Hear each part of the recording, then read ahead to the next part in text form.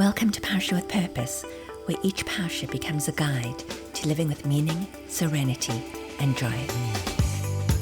Parshas Chukas introduces us to one of the deepest and most mysterious mitzvahs in the Torah, the Para Aduma, the red heifer, the process through which a person could become purified from tumas mace, from the impurity, so to speak, from death.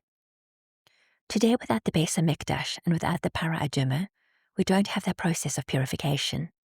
But woven into these halachas are profound insights into what gives a person value and what truly affects the human soul.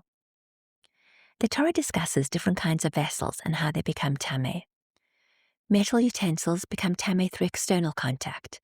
Something touches the outside and the impurity transfers. But an earthenware vessel, a kli cheres, works differently. It only becomes tameh from the inside. And the Kotzker Rebbe explains why. Metal itself is valuable. Gold, silver, copper. The material alone has worth. So contact with the outside matters. But earthenware? Clay is almost worthless. Its value comes from something else entirely, what it holds inside. Its greatness is not in its appearance.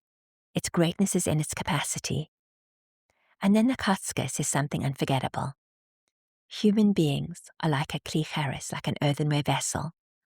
Our value is not based on the external packaging, not on status, not on image, not on wealth, not on titles, not on what people see when they first look at us. Our value comes from what is inside, from the thoughts we nurture, the kindness we carry, the resilience we build, the dignity, compassion, faith, courage, and goodness that live beneath the surface.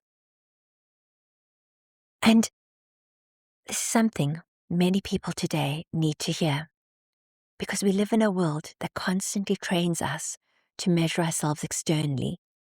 How successful am I? How polished do I look? How do I compare? How many followers do I have? Am I impressive enough, productive enough, accomplished enough? But the Torah keeps pulling us inward. A person's deeper worth is not their packaging. It's their panemius, their inner world. And that is incredibly empowering, because it means your value is not dependent on whether everyone notices you. It's not dependent on being the loudest, richest, smartest, or most admired person in the room. Your value comes from your capacity to hold goodness within yourself. And that also means something else. Just as the earthenware vessel is affected from within, so are we. The things we allow into our inner world matter. The thoughts we repeat to ourselves matter. The voices we listen to matter.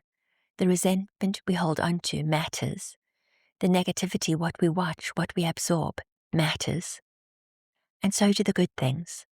A moment of gratitude, a sincere tefillah, a word of Torah learned, a quiet decision to keep going even when life feels heavy.